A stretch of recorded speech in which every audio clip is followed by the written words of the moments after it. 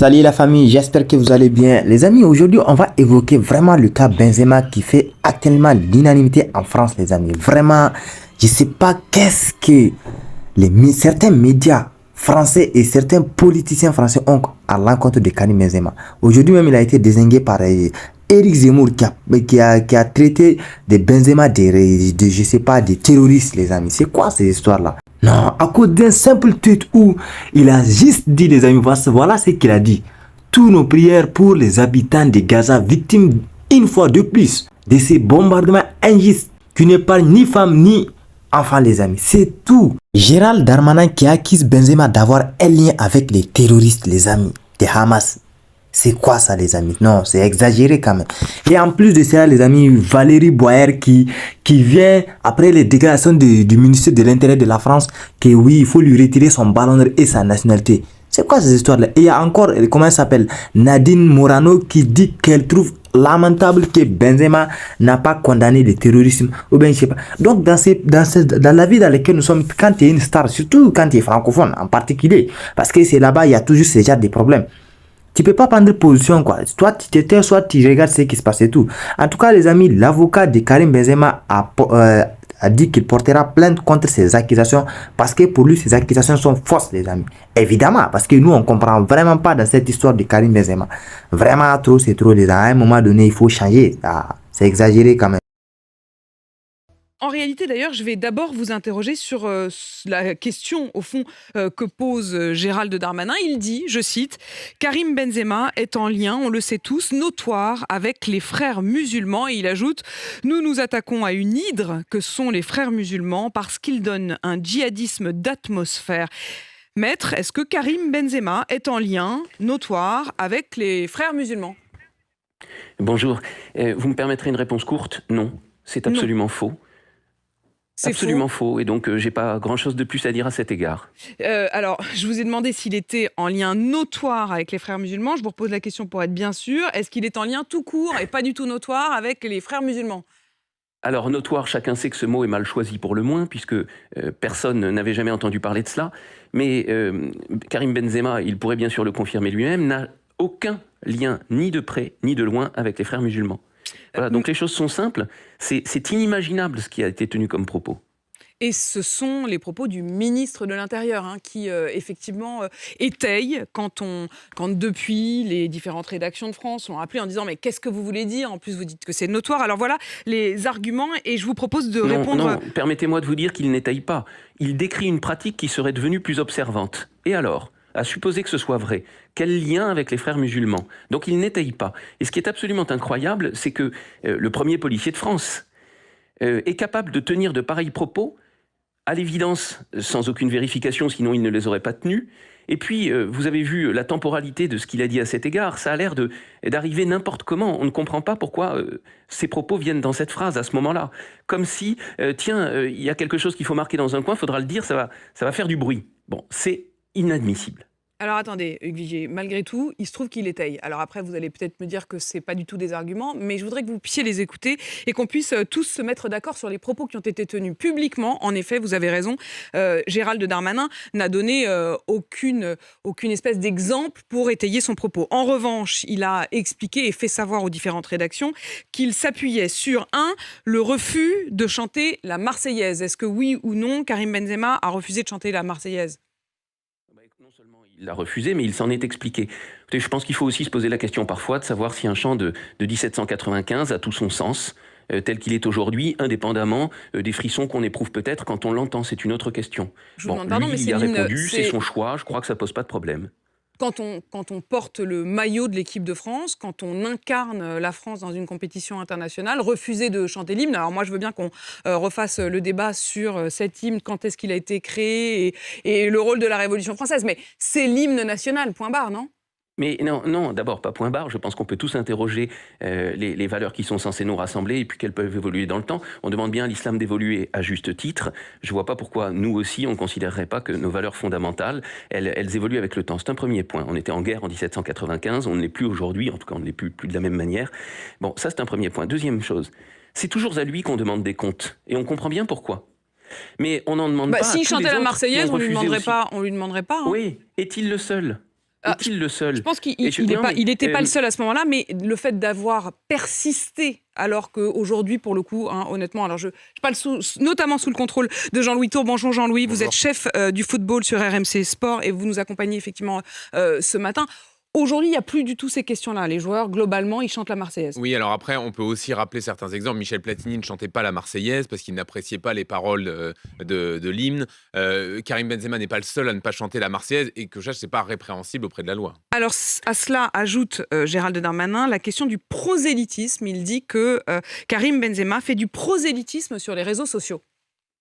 Enfin, écoutez, moi, je trouve que c'est une chose extraordinaire qu'il partage sa foi, s'il est croyant, ça lui appartient, qu'il invite d'autres à partager avec lui les valeurs qui sont les siennes ou la religion qui est la sienne, c'est son problème. Quand il y a du prosélytisme chrétien, quand il y a du prosélytisme, d'ailleurs, quelle que soit la religion, du livre ou pas, ça ne choque personne.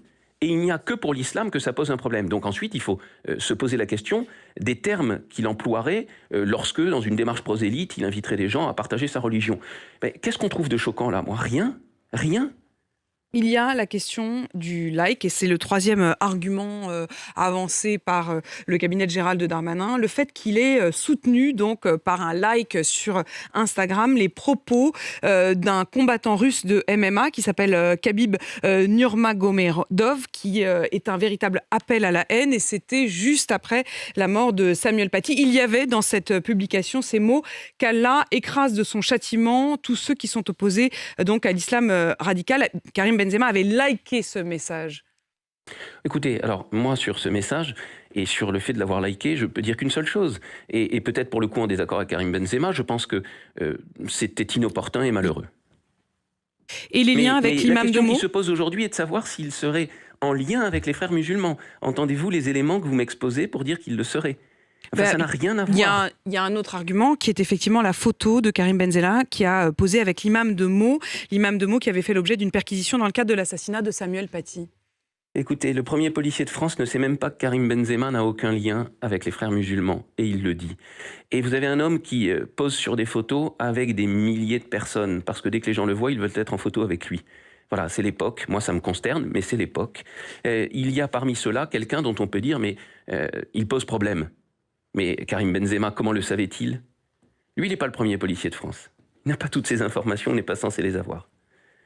Ce que vous voulez dire, c'est que le fait d'avoir posé en photo avec l'imam de Meaux, qui est un imam extrêmement contesté pour le moins, c'est complètement un hasard au mauvais endroit, avec la mauvaise personne. Mais d'ailleurs, ce n'est pas moi qui le dis, c'est Karim Benzema qui dit j'ai fait un like, j'ai posté une photo avec lui, comme avec plein d'autres personnes, parce que énormément de gens veulent être en photo avec moi. Oui, mais que eux veuillent être en photo avec lui, oui, mais que Karim Benzema, il ne met pas sur les réseaux sociaux toutes les photos de toutes les personnes avec qui il a fait des selfies. On est d'accord? Oui, enfin, non, mais je veux bien qu'on soit d'accord. Mais de quoi parlons-nous? On lui reproche d'être en lien avec les frères musulmans. Comprenez-vous tout de même que ça s'étaye, ça se démontre. Les frères musulmans, c'est une organisation. Il y a des personnes qui la composent. Dites-nous comment il a été en lien avec certains d'entre eux. Alors justement, c'est du vent, ce que dit le ministre. C'est du vent. C'est du vent ou est-ce que c'est de la diffamation? Est-ce que vous envisagez de porter plainte contre le ministre de l'Intérieur?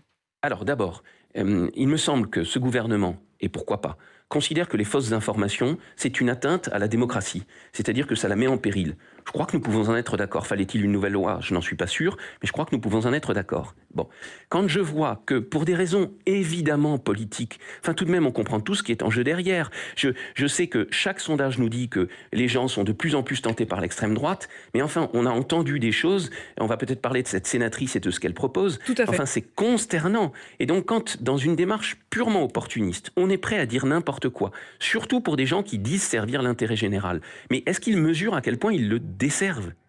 C'est catastrophique dans le vivre ensemble, d'opposer ainsi les gens et de... Pardon? Irez-vous mettre jusqu'à porter plainte contre Gérald Darmanin? Alors, porter plainte, oui. Moi, je réfléchis, parce que ça m'intéresse précisément à cette loi sur les fausses informations. Hein, c'est une loi de ce gouvernement qu'il a notamment, lui, portée.